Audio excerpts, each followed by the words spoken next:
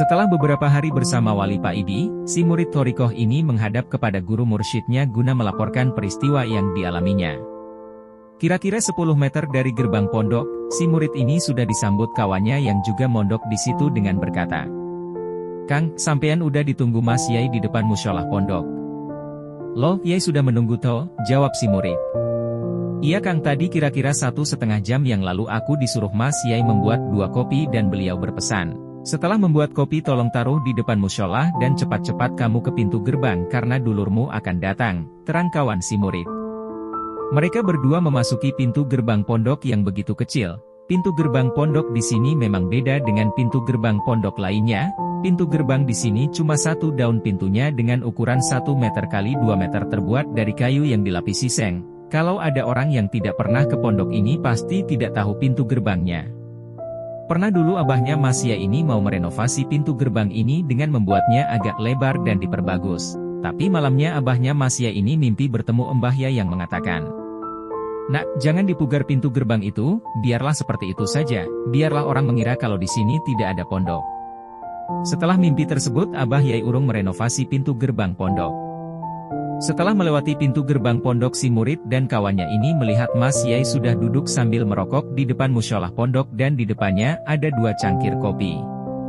Si murid mengucapkan salam kepada Mas Yai. "Assalamualaikum." "Waalaikumsalam," jawab Mas Yai. Setelah mencium tangan gurunya, si murid ini duduk di depan Mas Yai sedang kawannya pergi tidak ikut duduk dengannya karena yang dipanggil Mas Yai bukan dia. Inilah adab seorang murid. Setelah menceritakan pengalamannya, si murid ini bertanya kepada guru mursyidnya, "Yai, ketika sholat dulu, saya mendengar bacaan Wali Paidi itu tidak sempurna tapi lama-kelamaan suara Wali Paidi ini berubah menjadi sempurna dan sangat merdu, apa maksud semua itu?" Setelah menghisap rokoknya dalam-dalam, Mas Yai ini berkata, "Kamu kan jelas pernah mendengar, kata Nabi, bau mulut orang yang berpuasa itu wangi bagaikan minyak kasturi di hadapan Allah. Ketika kamu mendengar suara Kang Paidi itu menjadi merdu, sesungguhnya kuping yang kamu pakai untuk mendengar itu kupingnya Gusti Allah. Kalau kupingmu sendiri yang kamu pakai maka terdengar seperti itu jadi terdengar tidak sempurna menurutmu. Tapi di hadapan Allah bacaan Kang Paidi ini begitu merdu, begitu juga dengan bau mulut orang yang berpuasa, akan tercium sangat busuk kalau menciumnya itu dengan hidung kita sendiri." Si murid ini bertanya lagi, "Apakah Kang Paidi ini juga orang thorikoh?" "Iya, dia murid abahku. Kang Paidi ini sebelum masuk thorikoh perilakunya sudah sangat berthorikoh. Kalau kamu melihat tingkah polahnya yang aur-auran itu hanya untuk menutupi kesejatian dirinya. Setahu saya Kang Paidi ini orang yang tidak punya suudzon kepada orang lain. Kepada siapapun orangnya baik anak kecil maupun maling, Kang Paidi ini tetap husnudzon. Inilah salah satu kelebihan Kang Paidi," jawab Mas Yai. "Tapi, mengapa bukan Yai sendiri yang mengatakan kepada saya kalau selama ini tempat yang saya kira Makkah itu sebenarnya tempat pembuangan sampah?"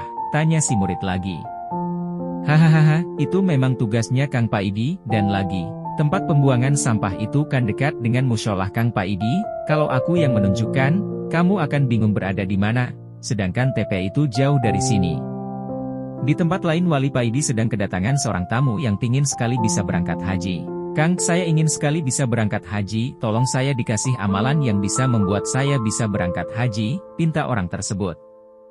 "Saya tidak bisa, coba sampean minta kepada Yai yang lebih mengerti soal itu, saya ini orang bodoh," jawab Wali Paidi. "Tidak Kang, saya tidak keliru karena saya bermimpi kalau sampeanlah yang bisa menunjukkan jalan tersebut," bantah orang tersebut. "Baiklah kalau sampean memaksa, sehabis sholat subuh sampean baca surat Yasin sebanyak 7 kali, kalau ada apa-apa sampean kesini lagi," jawab Wali Paidi. Setelah orang tersebut membacanya selama 1 bulan tapi tidak terjadi apa-apa, orang ini kembali kepada Wali Paidi. "Tidak ada apa-apa Kang," kata orang yang kepingin haji ini. "Kalau gitu bacaan surat Yasinnya ditambah surat Waqiah sebanyak 7 kali, nanti kalau ada apa-apa sampean kesini lagi," kata Wali Paidi. Setelah dibaca selama 1 bulan surat Yasin dan surat Waqiah ini tetap tidak mengeluarkan tanda apa-apa. Akhirnya orang ini kembali lagi ke Wali Paidi. "Masih belum ada tanda apa-apa Kang," kata orang yang kepingin haji.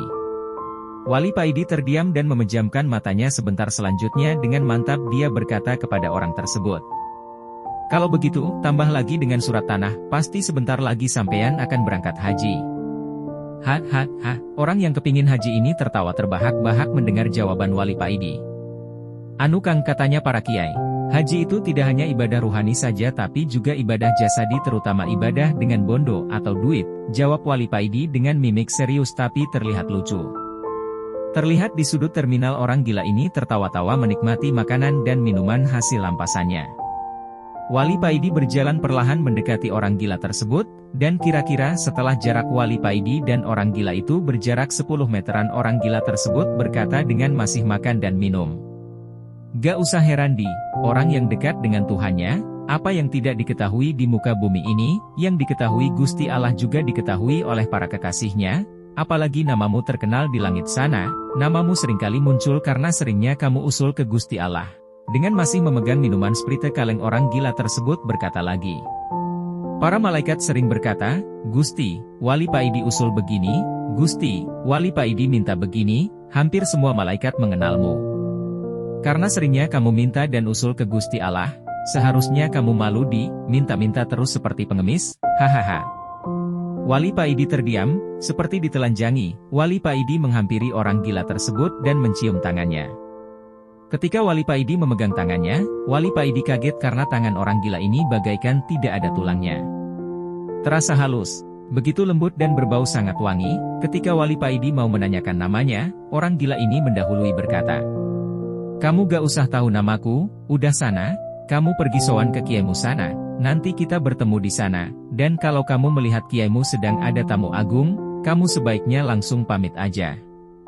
Wali Paidi cuma mengangguk terdiam.